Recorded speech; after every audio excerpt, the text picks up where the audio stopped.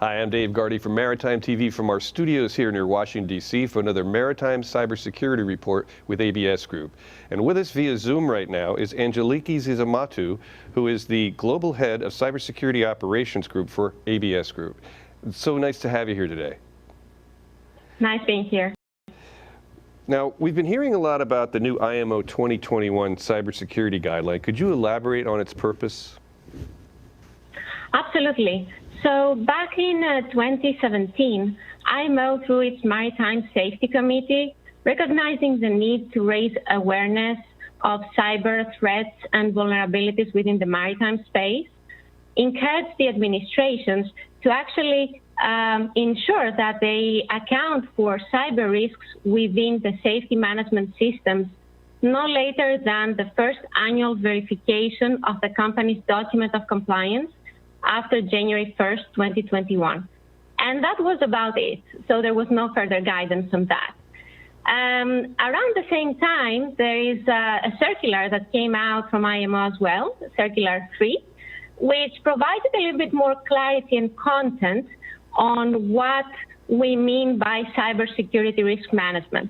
But still, even at that point, there were just examples of the actual control systems that need to be accounted within your cyber risk assessment, and also some high-level guidance on the NIST, based on the NIST cybersecurity framework structure, so within identify, protect, detect, respond, and recover. But that is also guidelines. And in 2018, BIMCO came back with their own guidelines for cybersecurity on board ships, which actually provided a little bit more information on what controls would need to be implemented. So within its version 3 of the document, in Annex 2, it actually provided specifics on what controls need to be in the safety management systems as a bare minimum. And to give you some idea, for example, and it still follows the NIST cybersecurity framework structure, within the protect section, it actually talks about maintaining and managing software inventories, hardware inventories, data flow maps for your critical systems. So it's a lot, but it's still a guideline. Okay. Now, what are the company's main concerns regarding the upcoming IMO 2021 cybersecurity guideline? We've been getting a lot of requests and inquiries on a number of things, and mostly they are all around the same topic. What do I need to do to be in line with the guidelines? What is the bare minimum? What are the absolute minimum values, actions that I need to take in order to be able to say that I won't have any findings from ISM auditors next year?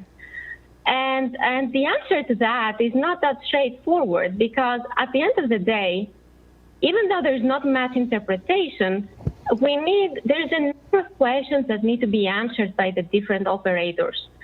Questions like, what's the size of your company? Or what's the size of your fleet? What type of vessels do you operate? What's their age? What type of critical systems do you have on board? Are they connected to the internet? What is their interconnectivity? Are they remotely managed? So unless we have answers to all those questions, we cannot really say what would be the appropriate actions that need to be taken by the different companies. Another main question we are getting is whether there needs to be internal expertise on the cyber-related issues from the companies. And BIMCO on that talks about having the appropriate support to the designated person ashore, either by an IT which sits in-house, or having external resources. What we recommend in general is establish a cybersecurity office and make sure that the key stakeholders of that office come from different departments. So you have IT support, you have obviously the DPA who needs to be involved, but also people from operations who know the critical systems best.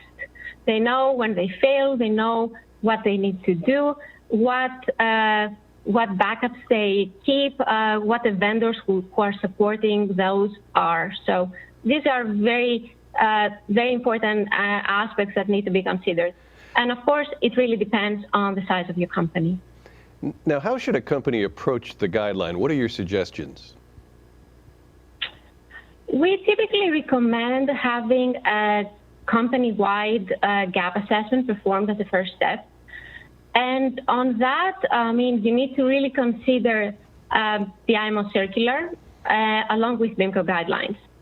That won't really tell you exactly what actions you need to take, but it will point out the gaps that you have. You don't need to mitigate or meet all the gaps right away. It will really depend on your risk tolerance and the risk assessment itself.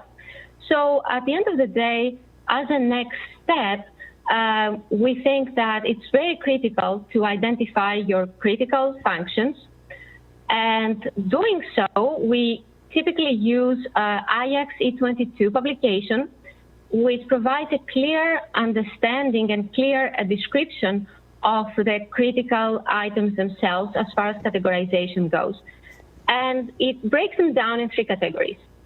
Category 1, 2, and 3, based on the impacts that their failure is going to have to the safety of the vessel, to the environment, and to the operation and the people on board. So that's what we would typically recommend. At the same time, we're getting questions like, okay, does an IT business network need to be included as a critical system for the safety of the operations? And there is no clear answer on that. It really depends on what would the impact be of the IT business network failing, and what would that be to the safety of the operation or the vessel? So that needs to be answered by the operators. At the same time, we think it's very critical to have established roles and responsibilities, as I said before, and getting also management and leadership's commitment on the cybersecurity risk management program. Chances are you will actually need resources, and you will need their approval on that. As a next step, we typically recommend performing an actual cybersecurity risk assessment. And that needs to consider not just the confidentiality, integrity, and availability elements, but also elements like risk factors, connectivity, access, physical access, maintenance of the equipment, what type of software they're actually running, what type of firmware they're running. So having a risk assessment performed. And as far as the regulatory framework goes, there's no clear guideline on whether you need to go with a quantitative or a qualitative methodology. So it's up to you of which one you want to pick. But once you perform that, you will have the results of exactly the risks as per each of the critical systems. So the baseline risks, which will give you an idea of where you want to go to. Now, depending on the company's risk tolerance and risk appetite, you will have to manage those risks. And there are only 4 ways. Either you avoid the risk, or you transfer the risk, or you accept it or mitigate it. And in most cases, we've seen that companies tend to accept the risks that they cannot really mitigate right away. And they select controls for the ones that they decide that they're important ones to address right away. So selecting the controls would be the obvious next step, and of course the implementation itself. And what I want to emphasize is that this cybersecurity risk management is not just a document, a paper exercise. Likely, the ISM auditors are going to be checking for evidence of implementation. And honestly, once we actually perform verification for this type of actions, we are checking on the implementation itself. Excellent. So to conclude, what are the main things that the businesses and companies should focus on? So as I already mentioned, we think the identification of the critical systems is very important, along with the key stakeholders that need to be identified and their specific responsibilities. The risk assessment that needs to be performed, obviously, and the correct controls that need to be implemented, of course. And what we would typically say to our clients is, as a bare minimum, consider protection actions like providing cybersecurity awareness and training to your crew, and even specialized training to individuals like the captain and the chiefs, so that they're aware of the risks, the cyber risks, and also they understand and they are confident about the program that you are implementing. At the same time, there needs to be an integration of the cyber element within the existing incident response planning.